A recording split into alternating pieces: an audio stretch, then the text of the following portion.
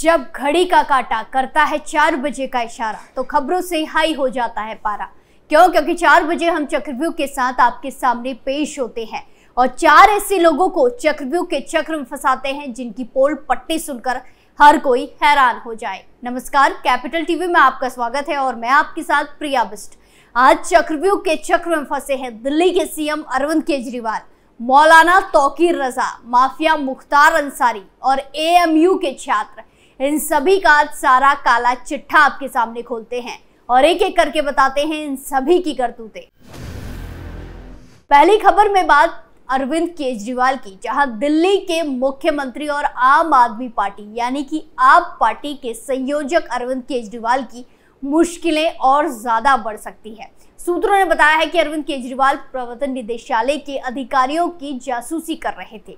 जांच एजेंसियों को इसके सबूत मिले हैं। इन अफसरों की लगातार जानकारी जुटाई जा रही है।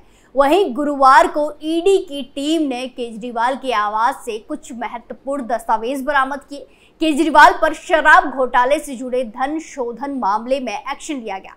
सूत्रों के मुताबिक दिल्ली के सीएम केजरीवाल ईडी अधिकारियों की जासूसी करवा रहे थे। ईडी ने छापेमारी के दौरान दस्तावेज बरामद किए हैं। कहा जा रहा है कि इस संबंध में ईडी कार्रवाई कर सकती है। ऐसे में आने वाले दिनों में केजरीवाल की मुश्किलें और ज्यादा बढ़ सकती है। ईडी अधिकारियों ने केजरीवाल पर शिकंजा कसने की तैयारी शुरू कर दी है। ये ऐसे दस्तावेज हैं जो केजरीवाल पर गंभीर सवाल खड़ा कर रहे हैं और उनकी मुश्किलें खड़ी कर रहे हैं। ईडी का कहना है कि केजरीवाल के आवास से 150 पेज के दस्तावेज मिले हैं। इसमें ईडी अफसर के परिवार के बारे में जानकारी मिली है। कुछ अफसरों के काम, परिवार और उसकी संपत्ति के बारे में जुटाई जा रही थी। ये दस्तावेज एक तरफ से गैर कानूनी माने गए। ईडी की टीम ने इस दस्तावेजों को अपने सीनियर अफसरों को भेज दिया है। कहा जा रहा है कि इन दस्तावेजों से केजरीवाल की मुश्किलें बढ़ना तय है। ईडी ने कोर्ट में पहली बार आम आदमी पार्टी के खिलाफ सबूत पेश किए हैं। ईडी ने गोवा में चुनाव लड़ने वाले आप उम्मीदवारों के बयान दर्ज किए। इन उम्मीदवारों का आरोप है कि उन्हें चुनाव लड़ने के लिए नगद भुगतान किया गया था। ईडी का आरोप है कि ये वही पैसा है जो दक्षिण भारत के कारोबारियों से एक्साइज पॉलिसी घोटाले में आपको दिया गया था। इससे पहले गुरुवार शाम ईडी की टीम ने केजरीवाल के आवास पर छापा मारा और वहां तलाशी ली थी। केजरीवाल से करीब 2 घंटे तक पूछताछ की गई थी। उसके बाद गिरफ्तार कर लिया गया और जांच टीम अपने साथ दफ्तर ले गई। केजरीवाल ने गुरुवार रात ईडी लॉकअप में गुजारी। वहीं आम आदमी पार्टी ने केजरीवाल की गिरफ्तारी के खिलाफ सुप्रीम कोर्ट में कैविएट दाखिल की है। ऐसे में 3 जजों की बेंच में सुनवाई होने जा रही है। वहीं ईडी की टीम केजरीवाल को दोपहर बाद दिल्ली कोर्ट में पेश करेगी और कस्टडी की मांग करेगी। इधर सीएम केजरीवाल ने अपनी याचिका सुप्रीम कोर्ट से वापस ले ली है। इससे पहले उनके वकील अभिषेक मनु सिंघवी ने शीर्ष अदालत से गुहार लगाते हुए कहा था कि उनकी याचिका तत्काल सुनी जाए, क्योंकि प्रक्रिया चल रही है तो पहला वोट पड़ने से पहले कई वरिष्ठ नेता जेल में होंगे। इसके बाद मुख्य न्यायाधीश सीजेआई सुनवाई के लिए राजी हो गए, लेकिन प्रवर्तन निदेशालय की ओर से कैविएट दाखिल होते ही उन्होंने अपनी याचिका वापस ले ली। अगली खबर में बात जहर उगलने वाले मौलाना की। बरेली दंगे के आरोपी मौलाना तौकीर रजा, जिन्हें पुलिस की टीमें देश के अलग अलग राज्यों में ढूंढ रही थी, वहीं हाई कोर्ट से फौरी राहत मिलने के बाद वो अपने पुराने तेवर में लौट आया और प्रेस कॉन्फ्रेंस की। तौकीर रजा ने खुद को देश प्रेमी बताया। इतना ही नहीं, 27 मार्च को सामूहिक गिरफ्तारी देने का भी ऐलान किया है। तौकीर रजा ने कहा कि सरकार हमारे देश के संसाधनों को लूटने का काम कर रही है। उसके खिलाफ बोलना जैसे अपराध बना दिया गया है, झूठे मुकदमे लगा देना। आज अरविंद केजरीवाल को गिरफ्तार कर लिया गया। मैंने पहले भी ये कहा था कि 1 by 1 सबका नंबर आएगा। संपूर्ण विपक्ष को मुत्तहिद होकर हेमंत सोरेन भी गिरफ्तार किए गए जाते जेल नहीं जाना पड़ता। अगर संपूर्ण विपक्ष मुत्तहिद होकर सड़कों पर उतर आता और गिरफ्तारी देने का काम करता, इसके अलावा कोई रास्ता अभी भी नहीं है। चुनाव से पहले तमाम लोगों को इन चीजों पर गौर करना चाहिए। मौलाना तौकीर रजा ने आगे प्रधानमंत्री नरेंद्र मोदी पर देश के संसाधनों को लूटने का आरोप लगाते हुए देश का सबसे बड़ा खलनायक बताया।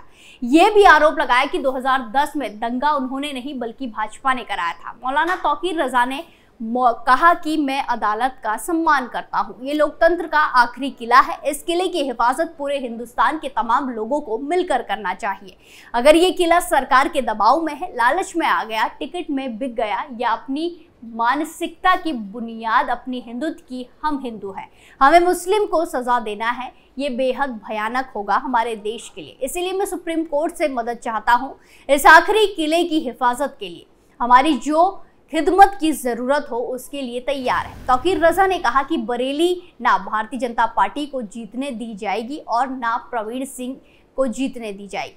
प्रवीण सिंह को मैं चैलेंज करता हूं, तुम हिंदुस्तान की किसी भी चीज से लड़ लो, तुम चुनाव नहीं जीत पाओगे। इन दोनों ने मिलकर साजिश रची है।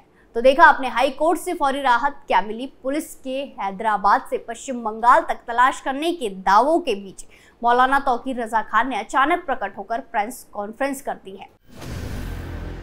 तीसरी खबर में बात माफिया मुख्तार अंसारी की। बाराबंकी के एमपी एमएलए कोर्ट में गैंगस्टर मुख्तार अंसारी की फर्जी एम्बुलेंस मामले में पेशी हुई। पेशी के दौरान मुख्तार अंसारी ने कोर्ट में एक प्रार्थना पत्र दिया है। इस एप्लीकेशन में अंसारी ने आरोप लगाया कि उसे जेल में धीमा जहर दिया जा रहा है।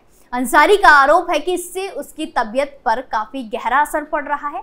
अंसारी ने कोर्ट से गुहार लगाई है कि उसका इलाज कराने के लिए एक मेडिकल टीम का गठन किया जाए। एमपी एमएलए कोर्ट में गैंगस्टर मुख्तार अंसारी के वकील ने यह एप्लीकेशन दी है। इस एप्लीकेशन में मुख्तार अंसारी की तरफ से लिखा गया है कि 19 मार्च की रात उसे खाने में जहरीला पदार्थ दिया गया। इसकी वजह से उसकी तबीयत खराब हो गई।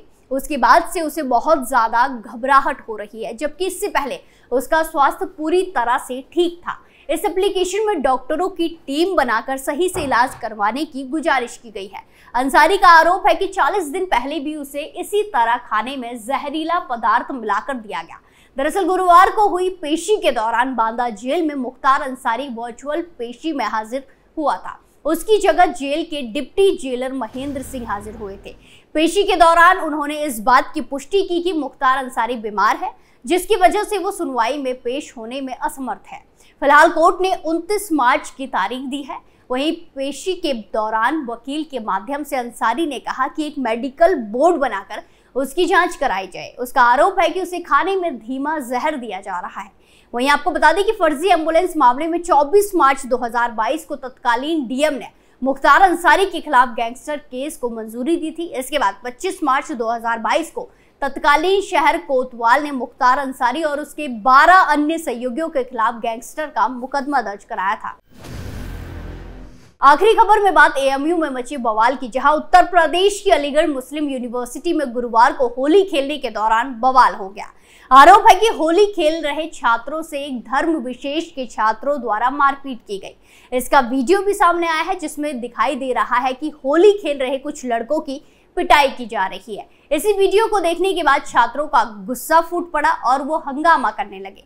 बवाल बढ़ने की आशंका को देखते हुए कई थानों की पुलिस फोर्स को यूनिवर्सिटी के बाहर तैनात कर दिया। वहीं छात्र आदित्य प्रताप सिंह का आरोप है कि वो होली खेलने के लिए एएमयू कैंपस के इंजीनियरिंग डिपार्टमेंट में पहुंचे थे। तभी वहां पर बड़ी तादाद में धर्म विशेष के छात्र आ गए और उन लोगों की पिटाई करनी शुरू कर दी। एएमयू से मास्टर्स की पढ़ाई कर रहे आदित्य ने बताया कि जैसे तैसे कर वो लोग अपनी जान बचाकर इधर उधर भागे। आदित्य ने कहा कि अगर समय रहते अलीगढ़ एसएसपी पुलिस फोर्स के साथ ना पहुंचते तो कोई बड़ी अनहोनी हो जाती। वहीं छात्रों के साथ मारपीट की घटना के बाद बड़ी तादाद में छात्र सिविल लाइन थाने पहुंचे। छात्रों ने थाने का घेराव करते हुए मारपीट करने वाले आरोपी छात्रों की गिरफ्तारी की मांग की। उन्होंने कहा कि आरोपियों के खिलाफ मुकदमा दर्ज कर उन्हें गिरफ्तार कर जेल भेजना चाहिए, अन्यथा ऐसी स्थिति में छात्र थाने पर ही धरना प्रदर्शन शुरू कर देंगे। वहीं घटना को लेकर अलीगढ़ मुस्लिम यूनिवर्सिटी के प्रॉक्टर वसीम अली ने कहा कि होली खेल रहे छात्रों के साथ मारपीट करने वाले छात्रों को चिन्हित किया जा रहा है, उसी के आधार पर उसके खिलाफ कार्रवाई की जाएगी। वहीं एसपी अमृत जल ने बताया कि छात्र आदित्य प्रताप सिंह के द्वारा तहरीर दी गई है। तहरीर के आधार पर मुकदमा दर्ज किया जा रहा है। सीसीटीवी फुटेज की जांच कर आरोपी छात्रों की गिरफ्तारी की जाएगी। वहीं घटना पर एएमयू के पूर्व छात्र डॉक्टर नीतीश शर्मा ने कहा कि ये अलीगढ़ मुस्लिम यूनिवर्सिटी में कोई पहली घटना नहीं है। इससे पहले मैं भी कई बार छात्रों के साथ इस तरह की घटनाएं सामने आई हैं। एएमयू के अंदर ऐसे छात्र रहते हैं जिनका यूनिवर्सिटी से कोई लेना देना नहीं है, वो गलत गतिविधियों में लिप्त रहते हैं। आज भी कैंपस में इन्हीं छात्रों द्वारा मारपीट की घटना को अंजाम दिया। अगर इन पर कार्रवाई नहीं की गई तो हम लोग आंदोलन को मजबूर होंगे। आज हमने देखा कैसे चक्रव्यूह के चक्र में दिल्ली के सीएम अरविंद केजरीवाल, मौलाना तौकीर रजा, माफिया मुख्तार अंसारी और एएमयू के छात्र फंसे और उनकी पूरी पोल पट्टी खुलकर सबके सामने आ गई। चक्रव्यूह में फिलहाल के लिए इतना ही, फिर पेश होंगे सनसनीखेज खुलासों के साथ। बाकी तमाम खबरों के लिए देखते रहिए कैपिटल टीवी। नमस्कार।